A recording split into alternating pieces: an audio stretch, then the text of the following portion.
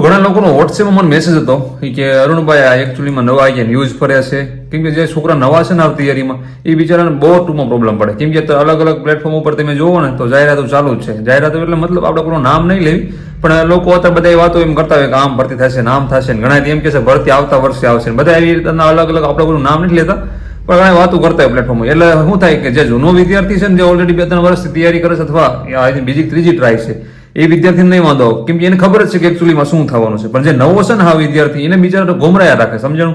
એને ઓલું કહેવાય ને આપણે એને તૈયારીનો જેટલો ડર નથી ને એને એટલો આવડો આ ડર છે, સમજણું? અલગ અલગ વિડીયો દેખ્યા રાખે, ઘડીક આના વિડીયો જોવે, આના વિડીયો જોવે, એટલે એને શું થાય બિચારા કે હું આવું થશે, આમ થશે, પૂછડું થશે, એટલે બધી રીતે એને બીક લાગે. એટલે કાયદેસરનો જો ને છોકરો ડિમોટિવેટ થઈ જાય. એટલે ઘણા એનો મેસેજ વોટ્સએપમાં હતા, 1500 જેવા ફ્રેન્ડ થઈ જાય વોટ્સએપમાં. તો મને કે અરુણભાઈ આનું કંઈક સિચ્યુએશન કરવું, કેમ કે વ્યક્તિગત બધા મારા આન્સર દેવો ને એ બધું શું કહેવાય ના મુમકિન છે. કેમ કે કેટલા લોકો બધાનો મેસેજ આવતા હોય વોટ્સએપમાં, બધાના આન્સર વ્યક્તિગત દેવો એ તો બહુ અઘરી વાત છે. તો વિડીયો જોડા રહેજો, બહુ મજા આવશે. નવા કોઈ આવે તો સબસ્ક્રાઇબ કરી વાંચો અને પ્લીઝ થોડુંક તમે જાણી જશો એ હું દિલથી આશા રાખું છું. હું કોણ? અરુણ ચાવડા. તો વિડીયોની શરૂઆત કરવામાં હોય આપણે એક બુક પર્સનલનો બનાવી છે અને પેપર સેટ બનાવ્યા છે. તમારે જોતા હોય ને તો મને વોટ્સએપ મેસેજ કરજો અને આમાં બધી વિગત લખી જ છે.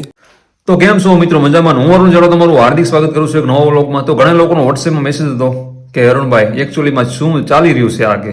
મને કે અરુણભાઈ કંઈ સમજાતું નથી કે અલગ અલગ પ્લેટફોર્મ અલગ અલગ શું કે ઘણા ભણકાવે છે, ઘણા કે બીવર છે, એમાં કંઈ સમજાતું નથી કે જેટલું ટેન્શન એક્ઝામનું નથી ને એ લોકો આ બધાના વિડીયો જોઈને ટેન્શન થાય. પણ હું પહેલાં તમને કહું છું ગમે એકને જ ફોલો કરો. જેને તમે એકને ફોલો કરતા હોય ને તમને કાયદેસરની લીગલી વ્યવસ્થિત માહિતી મળી રહે. તમે અલગ અલગ વિડીયો દેખો ને એટલે બધા અલગ અલગ રીતે રીતે ભાષણ બધા કરતા હોય. આપણે કોઈનું નામ નહીં લેવી, પણ મારું એટલું કહેવાનું છે ઘણા ડીમોટિવેટ થઈ જાય. આમાં એવું છે જે જૂના વિદ્યાર્થી છે એને બધાને ખબર છે કે એકચ્યુઅલીમાં શું થવાનું, એને વિડીયો જોવાની જરૂરી નથી.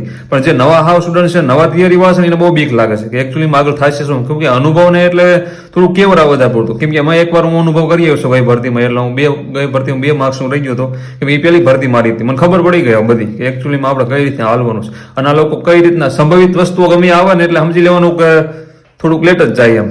સમજો ને કે પેલા નવેમ્બર હતું ને અત્યારે તમે જુઓ જાન્યુઆરી બીજા સપ્તાહમાં એમ કે સંભવિત છે એમ. એટલે હજી સંભવિત જ છે. હજી તમે ચોક્કસ નથી કીધું અમે ચાલુ કરી જ દઈશું એમ. સંભવિતની વાત કરી છે, પણ એટલું 100% કહીશ કે આ લોકો હવે રહ્યા ને લેશે એ ફાઇનલ વાત છે, સમજાનું? કેમ કે આટલું તમે વિચાર કરો યુવા ધનત્રામાં માથે છે સમથિંગ. હમણાં જોઈ દઉં 8-9 મહિનાથી તો સતત હું છું. એટલે સમજો ને કે 1 વર્ષથી બધા મથતા હોય કે કેવડું યુવા ધનમાં રોકાઈને બેઠું હોય. એટલે એને લેવી તો પડશે તો ફાઇનલ. કેમ કે તમે વિચાર કરો કે જે છોકરા ગામડામાં રહેતા અલગ વસ્તુ છે કે ગામડામાં પણ ખર્ચો થાય જ છે. કેમ કે ગામડામાં ગમે છોકરો વિદ્યાર્થીને તૈયારી કરતો હોય એને બધો ખર્ચો થતો હોય. પણ બટ કે જે ક્લાસીસ કરે છે, બહાર જે રહેશે, રૂમ રાખીને રહેશે, એના માટે તમે સામાન્ય 10,000, 7-8,000, 10,000 રૂપિયા ખર્ચો કરો તો કેવડો રૂપિયો તમે વિચારતો કરો કે બધાને ઘર સરખું ના હોય. એટલે આપણે સરકારને વ્યક્તિગત એટલું કહેવા માંગ્યું છે જલ્દી આ વસ્તુ રહીને જે કઈ ભરતી છે જલ્દી પતાવી દેવાની હોય, સાજી પ્રોસેસ ના રાખવાની હોય, સમજાનું? કેમ કે બધાને સરખું ના હોય અને યુવાધનીમાં રોકાઈ જશે તો આપણે પહેલા પ્રોબ્લેમ પડવાની છે. કેમ કે વિકાસ થશે ને આપણા ગુજરાતનો. અત્યારે જે વિકાસમાં નામ આપણે ગુજરાતનું આવે છે ને પછી નહીં આવે, યુવાધન બધવામાં હલવાઈ જશે ને તો. એટલા માટે ખબર જ છે વાસ્તવિકતા બધાને ખબર છે કે 12,000 લેવાના છે. 12,000માં આમાં 12 લાખ છોકરા હલવાઈને બેઠા છે. શું કરું? એટલે આ વસ્તુની ખાસ નોંધ લેવી. કેમ કે અત્યારે ગામડું હોય, સિટી હોય, ગમે એ હોય, બધા તૈયારી તો બધા કરે જ છે, સમજાનું? હું પણ એક ગામડામાંથી બિલોંગ કરું છું, હું પણ તૈયારી કરું છું. મારે ભેગા 5-7 મિત્ર બીજા તૈયારી કરે છે. હવે એક ગામડું તમે ગણો તો વિચાર કરો કેવડા ગામડા થયા ને કેવડી વ્યક્તિ થયા અને કેટલા વિદ્યાર્થી થયા. એટલા માટે આપણે સરકારને ખાસ એવી અનુરોધ કરવા માંગીએ છીએ કે એકવાર તમે ભરતી રહીને જલ્દી પતાવી દો. કેમ કે વસ્તી બીજા રહ્યા ને એમાંથી નવરા થાય અને કંઈક બીજું કંઈક કરે. આમાં આમાં રહે છે અને મા બાપ માથે આમુના બોજ બની જતા. અમે બેઠા છીએ પોતે, હું મારું જ કહું, અમે પોતે બેઠા છીએ. એટલે જલ્દી આપણે કેસ પતાવો ને તો સારું. કેમ કે લાંબુ કરતા જાય, તારીખ ઉપર તારીખ અને પછી અલગ અલગ પ્લેટફોર્મ ઉપર જાહેરાત એવી મળતી હોય, સમજાનો? હવે આવતા વર્ષે ભરતી આવશે ને ઓલું થશે ને પૂછડું થશે ને. એટલે હું ખાસ તમને કહું છું કે વ્યવસ્થિત એકદમ જે કાંઈ તમે સિલેબસ પકડો તો જે કાંઈ તમે વસ્તુ પકડ્યું છે ને એને વ્યવસ્થિત રિવિઝન કરો. બીજું કાંઈ ટેન્શન ન લ્યો અને જેને ગ્રાઉન્ડ થઈ જાય છે એને વાંધો નહીં, પણ જેને નથી થતું વ્યવસ્થિત પ્રેક્ટિસ કરો. વધારે પૂરતું લોડ ન લેતા ગ્રાઉન્ડનો જરીક પણ. જેટલું થાય 3 કિલોમીટર દોડે, 3 કિલોમીટર વ્યવસ્થિત દોડીને વ્યૂ આવે, કાંઈ ટેન્શન જ નહીં.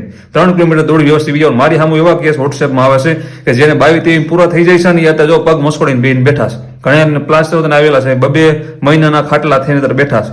એટલે તમે એ વાતનું ખાસ નોંધ લેજો. પછી શું કહેવાય કાંઈક પ્રોબ્લેમ પડે તમે વોટ્સએપમાં મેસેજ કરો ભાઈ આ પ્રોબ્લેમ થઈ ગઈ છે, એ વાત તમારી ખોટી થાય, સમજાયું? લદાખથી તમે ધ્યાન રાખજો. ભલે 3 કિલોમીટર દોડો પણ વ્યવસ્થિત દોડો. અને એવું લાગે ને લાસ્ટમાં જયારે ગ્રાઉન્ડ હશે ને ફાઇનલ ત્યારે તમને મજા આવે એટલું દોડી નાખજો. ત્યાં તમને દોડી નાખજો જેટલું દોડવું હોય ને એટલું. ત્યાં કદાચ પગમાં દુખાવો થઈ જતો ભલે થઈ જતો ભાઈ, ઘરે આવીને 5 દી પડ્યા રહીશું ખાટલા વાંચતા. હું ત્યાં પડ્યા આમ આપણે વિડીયો દેખશું, લેક્ચર દેખશું, પાસ થઈ જઈશું. તો એટલા માટે હું કહું છું તમે રહ્યા ગ્રાઉન્ડમાં ખાસ ધ્યાન રાખજો. તમે તમારી મહેનત સામું ધ્યાન દો, બાકી એ બધું જવા દો. એ મહિનો 15 દી મોડું લેશે, પણ મને એવું લાગે છે હવે ફાઇનલ આ લોકોને જાન્યુઆરીમાં લેવું જ પડશે. કેમ કે હવે કાંઈક અંત હોય ને નવેમ્બરથી વાત છે, અત્યારે જાન્યુઆરી હમણાં પહોંચવા આવ્યા. એટલે આપણે હવે તો પૂરેપૂરી તૈયારી કરી છે કે આખું છે ગ્રાઉન્ડ ને બધા ઓલા 5 પણ લિસ્ટ બહાર આવી ગયું છે. એટલે ટૂંકમાં ફૂલ તૈયારીમાં જ છે. પણ ટૂંકમાં આપણે એમાં સમજવાનું કે જે કોન્સ્ટેબલ વાળા છે ને એને હાવ નિશ્ચિત રહેવાનું છે. ઓનલી કોન્સ્ટેબલ વાળા જેને ભર્યું છે ને, કેમ કે એને બહુ લેટ આવશે. એટલે એ નિરાતે તૈયારીમાં ધ્યાન દે. અને બનતા હોતી મારું વ્યક્તિગત કેવું છે કે એક્ઝામ રહીને એપ્રિલમાં જ આવશે. ગઈ વખતે 10 એપ્રિલ એક્ઝામ હતી, અને આ ફેરે મને એવું લાગે છે કે 10 એપ્રિલ દેશે. કેમ કે એ વખતે 10 એપ્રિલ જ હતી. અમારું વ્યક્તિગત બધું કેવું છે, કેમ કે ત્યારે પણ અમને આવું જ હતું. સમજણ ત્યારે બધા 100 દિવસમાં તમારી એક્ઝામ રહીને પતાવવાની છે અમારે. એમ કરી માર્ચ આખું ટપડીને એપ્રિલમાં લઈ ગયા તમને. એટલે આખો હું પેલા વિડીયોમાં કહેતો હતો, પણ મારે એવું કે હું વિડીયોમાં બધું ના બોલી શકું. સમજણ જેટલી માહિતી મળતી હોય એટલું બોલી શકું. બાકી વ્યક્તિગત જેટલા મારા ફ્રેન્ડો છે બધાને મેં કીધું કે આપણે એક્ઝામ રહીને મને એપ્રિલનું લાગે છે, પણ એ વિડીયો હું પહેલે જાહેર નથી કરતો. પણ મને એવું લાગે છે કે એપ્રિલમાં જ જશે. કેમ કે લઈ શકે તો વધીને કોણ લઈ, પીએસસીની લઈ શકે. એને માર્ચમાં જો લઈ હોય ખરેખર જો દિલથી કામ કરે, તમને એવું લાગતું હોય દિલથી કામ કરશે તો માર્ચમાં એ લોકો લઈ લેશે, પીએસઆઈની લેશે. બાકી કોન્સ્ટેબલની શક્ય જ નથી મારા મત મુજબ. બાકી પછી જો એ હાચવાશે શું કે હાચવાટીની માઇન્ડ બેસી જાય અને હું કરવા મળે આયોજન તો કદાચ લઈ લે. બાકી મને કોન્સ્ટેબલ કોઈ રીતે ન થાય શક્ય બને. એટલે ગઈ વખત કરતા આરખો સંખ્યા એની વધારે છે આપણે ભરતીમાં. ગઈ વખતે કરતા લગભગ 1.5 લાખ સંખ્યા વધારે છે. તો વિચાર કરો એ વખતે 2 મહિના જેવું ગ્રાઉન્ડ આવેલું તો આરખો નહીં આવે. પછી ગ્રાઉન્ડ 2 મહિના હાલે પછી તમે વિચાર કરો 15 થી 10 દિવસથી રિઝલ્ટ આખું જાહેર થાય. એટલા માટે રહ્યું ને આપણે નિશ્ચિત રહેવાનું છે. જેને હાવ કોન્સ્ટેબલ છે ને નિરાતે ગ્રાઉન્ડે લેટ આવશે અને બધી રીતે શાંતિ છે. તૈયારીનો થોડોક સમય મળી ગયો છે. અમે 6 મહિનાથી ગ્રાઉન્ડ કરવી છે, દોડવી છે 6 મહિનાથી, અને 8 મહિનાથી રૂમમાં બેસી. એટલે એ વસ્તુ તમે ખાસ નોંધ લેજો. બધા વ્યવસ્થિત તૈયારી કરો, જેટલું પણ થઈ ગયું છે એનું રિવિઝન કરો. અને એવું લાગે ને જેને સારી તૈયારી 2-3 વર્ષથી જે ખેંચે છે એનું મારું વ્યક્તિગત કેવું છે, તમે જાજુ ડિમોટિવેટ ન થાવ. તમે ભલે આખો દિવસ 5-7 કલાક જ ફેરો રિવિઝન કરો, પણ વ્યવસ્થિત કરો, ખોટો લોડ ન લ્યો. ગમે ઘણા એમ કે અરુણભાઈ મેં 2 વર્ષથી મહેનત કરી, 3 વર્ષથી મહેનત કરી, અમારા મગજ ફેલ થઈ ગયા છે.